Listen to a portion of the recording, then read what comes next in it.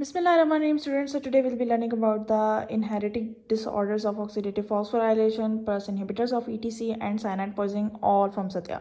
ठीक है, क्योंकि सत्या के अंदर ज़्यादा डिटेल्स देखी हैं तो स्टूडेंट्स प्रेफर किए लिपन कॉर्ड पढ़ने के बाद सत्या भी वो एक नज़र देखना और क्वेश्चंस भी आते हैं.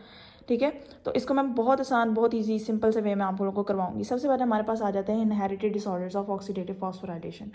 ठीक है, इसके अंदर कोई मुश्किल बात नहीं की हुई. इन्होंने हमारे पास बात की हुई है कि हमारे ऑक्सीडेटिव फॉस्फोराइलेशन में 100 पॉलीपेप्टाइड्स इन्वॉल्व होते हैं. ठीक है, अब उन 100 पॉलीपेप्टाइड्स में से 13 ऐसे होते हैं जो माइटोकॉन्ड्रियल डीएनए बना रहा होता है.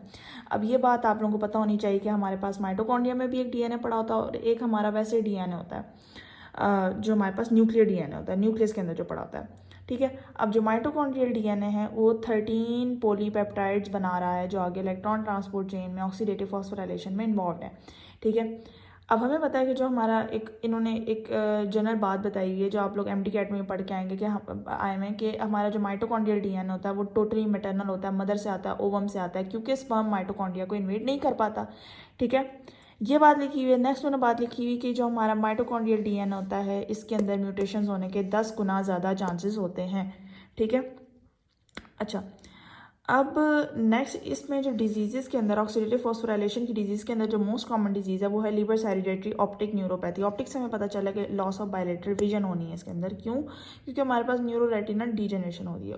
अदर डिजीज़ में अगर हम देखें तो हमारे पास माइटोकॉन्ड्रियल इंसेफेलोपैथी आ जाएगी, लैक्टिक एसिडोसिस आ जाएगा, डिप्लीशन सिंड्रोम आ जाएगा माइटोकॉन्ड्रियल, और ये सारी इनके नेम्स भी याद करने तो इनफ है. नेक्स्ट है हमारे पास inhibitors of electron transport chain. Satya में बहुत कंफ्यूज करके लिखा हुआ है, मैं आप लोगों को एक निमोनिक से बताऊंगी, आप लोगों को बिल्कुल ईजी हो जाएगा. तो इसका निमोनिक देखने के लिए आप लोग ने याद रखना है पर सोच का.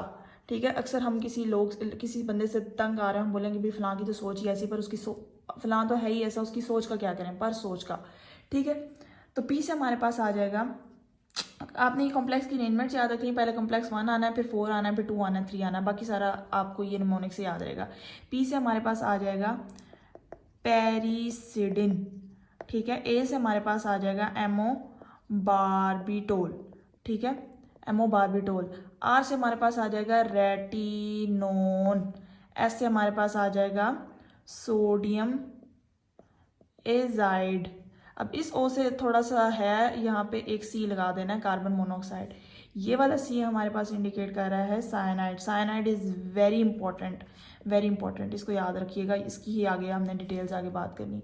Next hydrogen sulphide. कॉम्प्लेक्स 2 में हम देखें तो हमारे पास क्या आ जाएगा, कार्बोक्सिन. और कॉम्प्लेक्स 3 में हमारे पास आ जाएगा एंटीमाइसिन ए. ठीक है, पर सोच का. ठीक है, ये बात होगी. नेक्स्ट अब हमने इसी साइनाइड को लेके चलना है कि किस तरह कॉम्प्लेक्स 4 के को मसले करता है और ये किस तरह सबसे इंपॉर्टेंट इनहिबिटर है. तो क्या है कि अगर हम साइनाइड किसी बंदे को थोड़ा सा भी सुंघवा देना तो उसका दिमाग ख़राब हो जाता है. ठीक है, दिमागी मसले उसके शुरू हो जाते हैं. ठीक है, and it can even lead to death. ठीक है, किस तरह क्या करता है कि साइटोक्रोम ऑक्सीडेज, हमें पता है कि हमने कॉम्प्लेक्स 4 में साइटोक्रोम ऑक्सीडेज को पढ़ा था. ठीक है, साइटोक्रोम ऑक्सीडेज हमारे पास जो कॉम्प्लेक्स 3 और 4 में पड़े होते हैं, हमने उसको पढ़ा हुआ है. बेसिकली मेनली ये जो है कॉम्प्लेक्स 4 का पार्ट होता है. ठीक है, तो अपने साइनाइड ने क्या करना है कि जो Fe3+ यानी फेरस जो आयन साइटोक्रोम ऑक्सीडेज का जो एंजाइम का जो मेन पार्ट होता है उसके साथ ये जनाब बाइंड करके बैठ जाएगा. इसने बाइंड करके क्या करना है, इसने माइटोकॉन्ड्रियल रिस्पायरेशन को स्टॉप करवा देना है. माइटोकॉन्ड्रियल रिस्पायरेशन स्टॉप होगी तो ऑब्वियसली आप ब्रीथिंग आपकी रुक जाएगी, इस जैसे आपकी डेथ हो जाएगी. अब ये जो ब्रीथिंग के रुकने को सत्या के अंदर एक टर्म यूज़ की हुई है एस्फिक्सिया.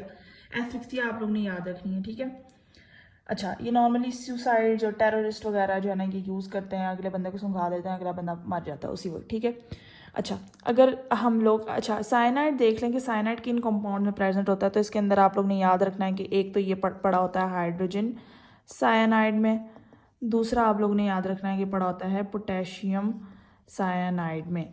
हाई डोजेज अगर इसकी मिलें तो कॉमा, सीजर्स, कार्डियक अरेस्ट तक पहुंच जाता है. लो डोजेज में हेडेक, वीकनेस, लेथार्जी, कन्फ्यूजन, मतलब बंदे का दिमाग ख़राब हो जाता है, दिमाग से रिलेटेड चीज़ें. भाई अब देख लिया कि मसले क्या करते हैं, अब ट्रीटमेंट भी तो देखें. ट्रीटमेंट्स के लिए हम मुख्तलिफ एंटीडोट्स लेते हैं जिसमें हमारे पास मेन है अमाइल नाइट्रेट और सोडियम नाइट्रेट. अब नाइट्रेट्स किस तरह से इसके एक्ट को करते हैं, ख़त्म करते हैं कि ये जनाब साइनाइड को बेवकूफ़ बनाते हैं.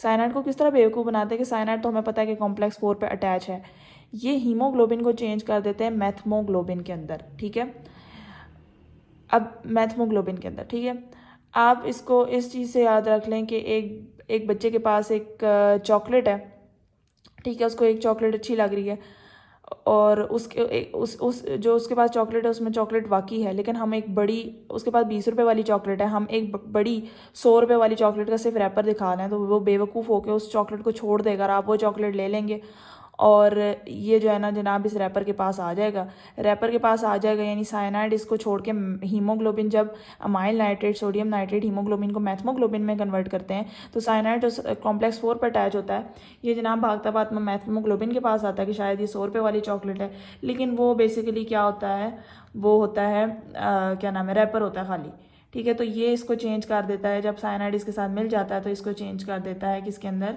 साइनोमैथमोग्लोबिन के अंदर, ठीक है, साइनोमैथमोग्लोबिन के अंदर, ठीक है। उसके बाद क्या हो जाता है जनाब, ये हमारे बॉडी से रिमूव कर देती है बॉडी फ़ौरन और ये साइटोक्रोम ऑक्सीडेज फिर से ब्रीथिंग स्टार्ट कर देता है। सेकंड हमारे पास होता है विटामिन B12, इसको हम हाइड्रोक्सी कोब एलामिन भी कहते हैं, ठीक है, ये भी हमारे पास एंटीडोट के तौर पे काम कर रहा होता है। So this was all about today, thank you so much.